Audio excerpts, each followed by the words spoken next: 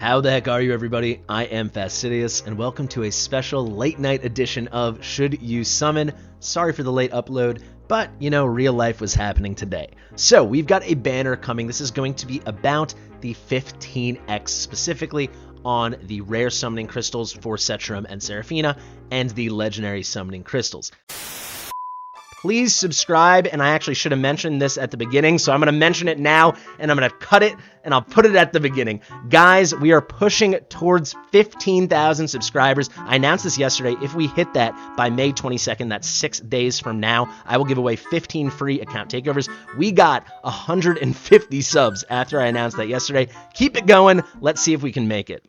I already covered Yovar and Carnelian earlier in the week. I think you guys know where I stand. Go check out that video if you have not seen it yet. I will include it in the description and the top pinned comment. So let's get into it. This is going to be pretty quick here. I think we're mostly going to spend the time talking about Seraphina, as she is the new hero. I will break down her kit, but we should begin with Setram because he is absolutely the star of this banner.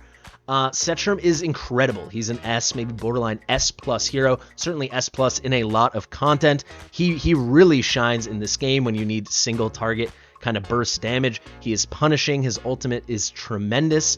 He's a marksman, however, he's in the Infernal faction, so he works really, really nicely on those Infernal comp teams. If you're running a Pyros, a Twin Fiend, a Soul Cadence, something like this. I've used my Setram forever, even at A0, which is what I have. He is tremendous. He is the best hero in the game by a mile for the Styx Codex. He is very, very, very good for Void Rift. There's a couple comps I like to run that he is absolutely integral for. You know, the Lasir boss, he is so good. The Selene boss, he's so good. Oh my, the Ludwig boss, he's a key piece of the strategy I run. So he's a tremendous hero. Maybe I'm trying to think where I'd rank him. Certainly top 15 to 20 non-lord hero in the game, without a doubt. Probably more towards the 10 to 15 range. He's remarkable.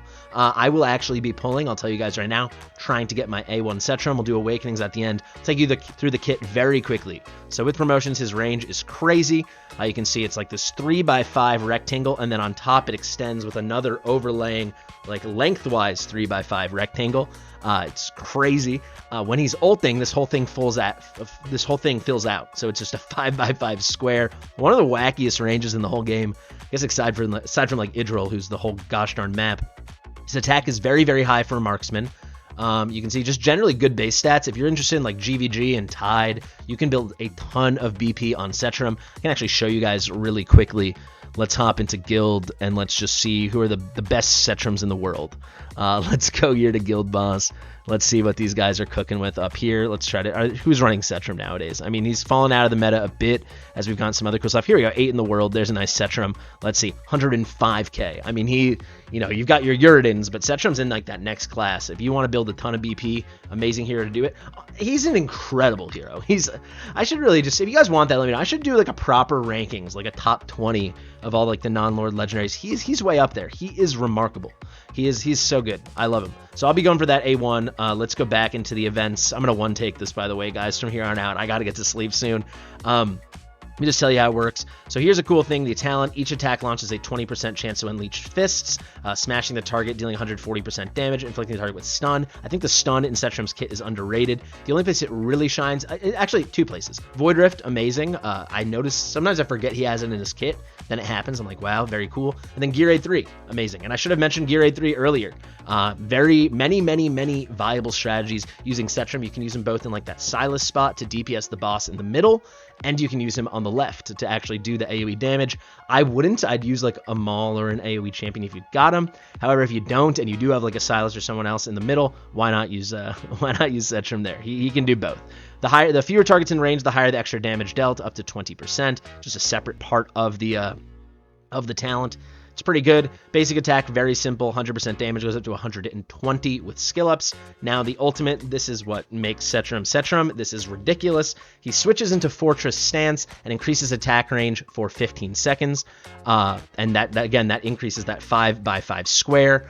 During the skill, constantly bombards the target with continuous attacks that deal 25% damage and gradually increases attack speed. He enters Overload when reaching the attack speed limit, and he does it pretty quick. He just gradually ramps up his attack attack speed more and more, and he gets to the point where it's like he's literally a machine gun, right? I'll show you overloaded here. It consumes energy and increases damage by 50%. Will enter into a worn out state. So he kind of breaks down and he goes into the self-repair thing. You get this little penalty.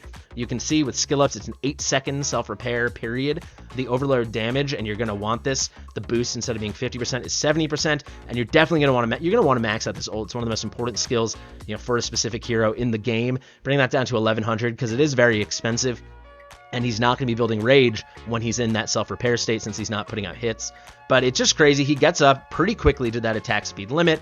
I don't know exactly when it is. Maybe it's halfway through the ult. If anyone knows, let me know in the comments. But once he reaches that, it's just nuts, the quantity of hits he's putting out. The damage is very, very, very good. He's viable in so much. I mean, there's so many different unique strats with Setram. You can even use him in the middle in gear aid too if you wanted. Like, there's so many places I do that just on my speedier runs. Let's go now to the passive, Devastation. Increases all damage by 10%. Shielded targets take 30% extra damage. Obviously, he's like a total guild boss king, right? And it's largely because he just deletes the shields so easily. So before you have like great DPS across the board and you're struggling just taking down the shields, no one will help with progression in the game more than Setram. Seriously. I mean, maybe, I guess if you're lucky enough to get a Soul Cadence A1 or something. Crazy. So for progression, this is insane. In general, it's just very, very good. The damage increase goes up to 15%, and the damage increase to shielded targets goes up to 50. Now, if we go to his final passive, and this is a very underrated part of his kit, when the hero attacks one target multiple times, increases crit rate by 1% and crit damage by 2% each time for 4 seconds. The effect can stack up to 15 times, and the duration of this can be 5 seconds, and at max stacks, it will actually be 22 times that you can stack it on. So why is this significant? When he reaches this overloaded state, he is shooting so fast that you can maintain uptime on those stacks basically the whole time. So effectively, you can build him at 78% crit rate. When you're going to want to build him higher later on probably, but when you're progressing, I still run my Setram at like 85% crit rate, right? And you can run him at 70%, right? So he'll still be at 92% by the time you get it up there. It's awesome. It's awesome. He's awesome. He's got some of the best awakenings in the game as well. So I've wanted his A1 forever. My first biggest pull session ever. I've beaten it now with the Lust day when that happened. Lust and Silas, Arrogance, and oh my God, what is her name? Oh my God, Virna. Why did I do Lust, Silas, Arrogance, Virna? I don't know. But I on Christmas, or right the week before Christmas, there was a 2x by 10x. It was before we had 15x with Setram, Aurum, and Boreas. And I went nuts. I pulled exactly 800 times trying to get my A1 Setram. So when entering the Fortress stance, grants a buff for up to 2 allies with the highest current attack within range. Deals 30% more damage to enemy units with shields, lasting for 15 seconds. I guess I don't need it as much anymore, but there easily could be more shield content in the future. But for progressing for Guild Boss, and that's kind of where I was, this is the coolest thing in the world. It's just tremendous. Let's go to the A2 here, plus 300 attack, very nice. The A3 increases damage by 3% for each tile between the hero and the target. He obviously has a really big range, so you put him nice in the back for Guild Boss or something. I guess that should be about 4 tiles or so. Maybe they count it as 5, so it's either 12 or 15% more damage. It's solid. For a lot of content, he's going to be far away from the targets. Then penetration, 8%. Finally, this is an amazing one. If you can get an A5 Setram, the overload now lasts an extra 5 seconds. So that is really, really good, right? So he's going to enter the overload, and then it's going to have a longer duration. So it's 20 seconds that you'll get this from the Fortress stance once you enter it. It's great. He's great. I really like him. You get it. If you don't have him, you should probably pull for him. I will say, if you're holding out for DAHLIA, if you have other heroes that can do the job, if he's not gating you, then I wouldn't go for him because DAHLIA is so unique. She's probably someone you're going to want to pick up. That being said, if you are having trouble with Guild Boss, or you're having trouble with Void Rift or Styx, if you want to push in Styx, you need Setram. So I think he's the more valuable guy. That's who I would go for. If you're that kind of person with not too many summons, but you can make the choice, Setram or DAHLIA. It's hard to say. I'm thinking in real time here. If you're willing to gamble, I would go for Setram, but keep in mind, DAHLIA is guaranteed, right? But she likely won't help you with progression now, whereas Setram, if you need him, will help you so much. He helps in so much content. He's just so good. He's really so good. Let's talk about Serephina now. Unique looking snake lady here. Pretty cool, getting that whole Medusa vibe going. She is a single target magic DPS. That actually is kind of a rare thing with legendary heroes. Off the top of my head, we've got like Alistair, and then of course we've got Nocturne, and then the best in the game, even though he's not a mage, we have got Hex. There's not so much single target magic damage, So if you don't have those heroes, particularly if you don't have Hex, and then if you don't have Nocturne, I'd say Seraphina is someone you might be interested in. I will say, now that I've gone through her kit a decent bit and done a little bit of testing, she's not someone I'm so excited about because she's just out here doing damage. And it's not like the damage is mind-blowing, at least not that I've seen yet. It's cool damage. There's an annoying thing in her kit with the Mystic Flame, so I guess let's hop into that. You kind of need to find this content where she's not attacking for certain periods. Of course, content like that exists. There's stuff in Void Rift, and then the first thing that pops to mind is Arena. I think she really could shine in Arena, but I don't see her pushing so many people's accounts. I don't think she's an obvious reason to pull. That being said, I wouldn't be so upset to pull her. I also wouldn't be so excited. So when no enemies can be targeted, so when she's not putting out hits, she can't hit anyone, she's going to recharge Mystic Flame. So what is this? Upon hitting the enemy, deals damage to the enemy with 1 basic attack's worth of damage. So basically, she charges up a basic attack, so the next time she comes, she'll do a basic attack, and she'll have another basic attack she does at the same time. So it basically becomes like a double hitter, or a 2x on the basic attack, but it does count as 2 distinct hits.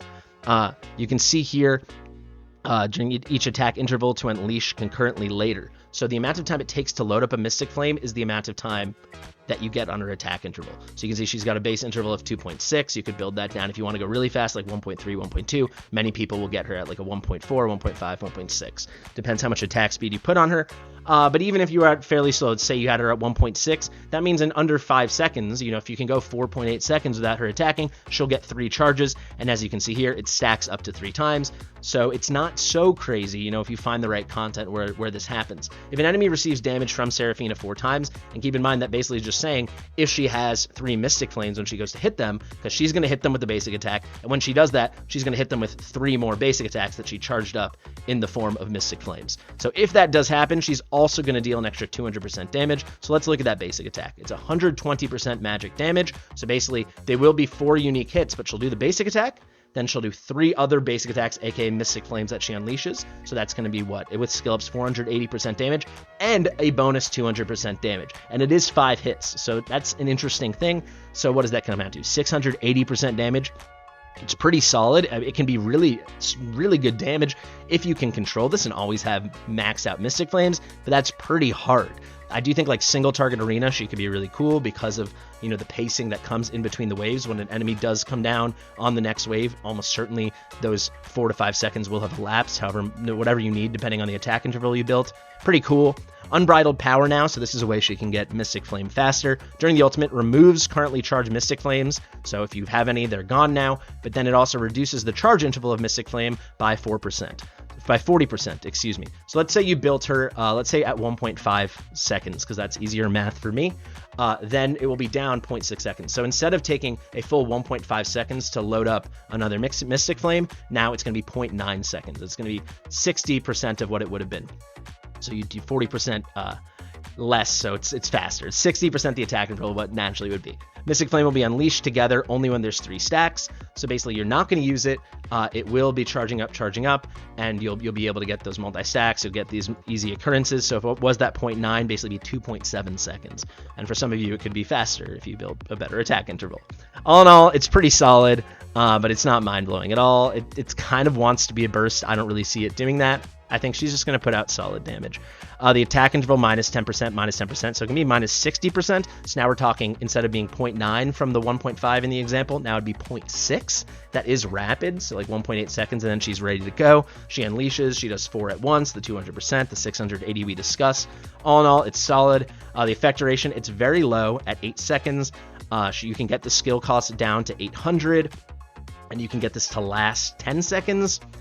It doesn't blow me away. I don't think I'm missing something here. She's just single target damage. She's got a clunky mechanic. The damage can be solid, but I don't think it's special. If you need single target magic DPS, you shouldn't be upset if you pull her, but I do not think she's the kind of hero that people should be targeting.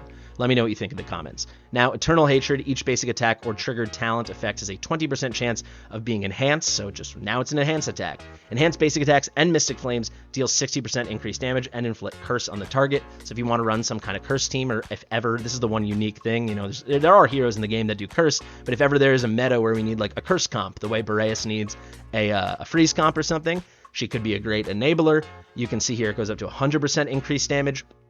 And yeah, and this is a 20% chance, which is low, but if you're unleashing four instances of damage, right, the basic attack and the 3 Mystic Flames, you got 4 chances to hit on the 20%, so it's something. I don't think it's too special. I think the curse is nice. It will lock out. It will help your tanks. If you're running a Comet, that'll be a good pairing, but I don't really know why you'd have the single target DPS with the AoE DPS.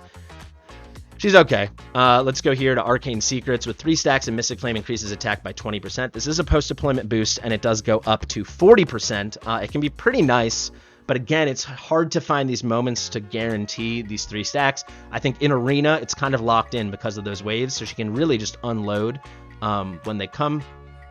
But yeah, I don't know. I really don't. And the way this reads to me and the way it looked like when I was watching it, when I was doing it, is this is just with the 3 stacks, now attack is 20%, and then once you've done that attack, so the 1 basic attack hit and the 3 Mystic Flames, it goes away. So you only get the 20% boost for those 4 instances of damage. I guess the 5th instance as well with the 200% from the talent. It's solid. I don't know. Let's look at the base stats. We bring her to max level here, 45, 47, so it's even less basic attack than Comet, and Comet's an AoE hero, or at least a burst hero, and she's not. He's up in the 4600s. It's not so low, but it's certainly not so high. If they had her like over 5k, then she might do some really nice damage.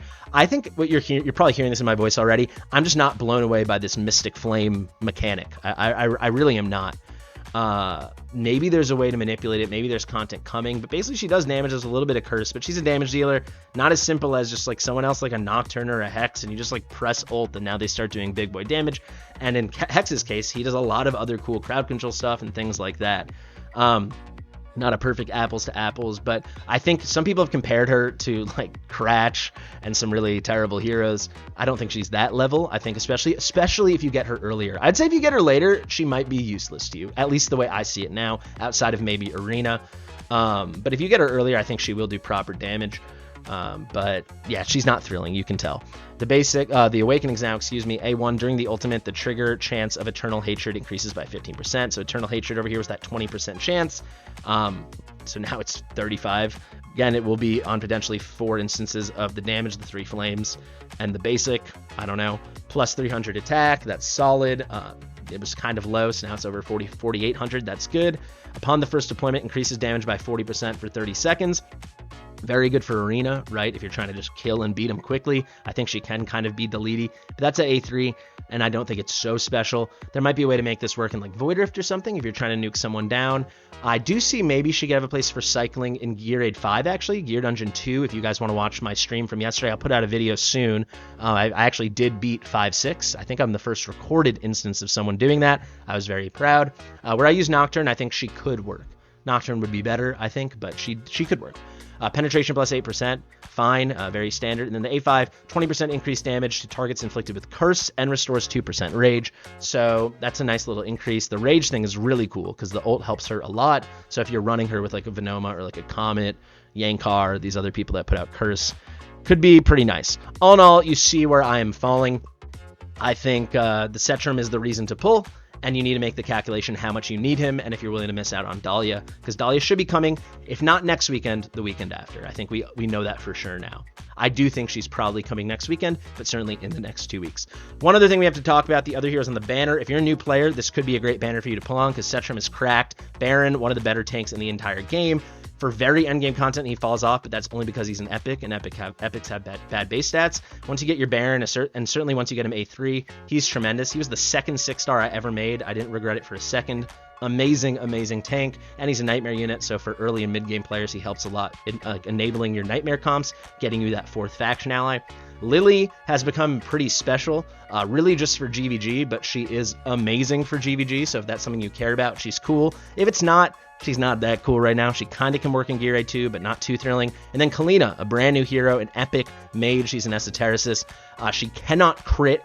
She does some interesting true damage stuff. I have not tested her at all yet. I'll be perfectly transparent. From what I heard, some people hate her. Some people think she has some potential. I'm not going to speak to it. I don't know. She looks kind of cool. I don't have too much more to say. She's got a bear on her head. I wouldn't mind pulling her for the collection, but aside from that, seems like she just straight up does some damage. There's a bit of stun here.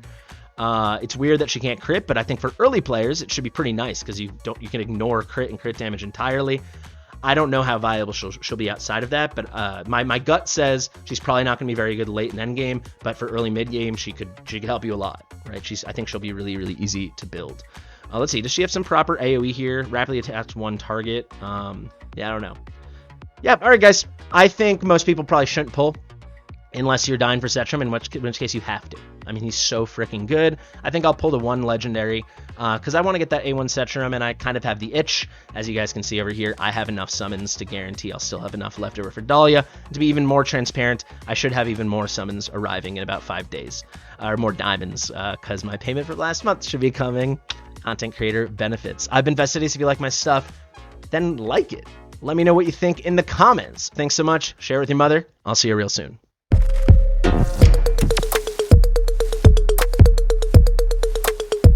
Fastidious.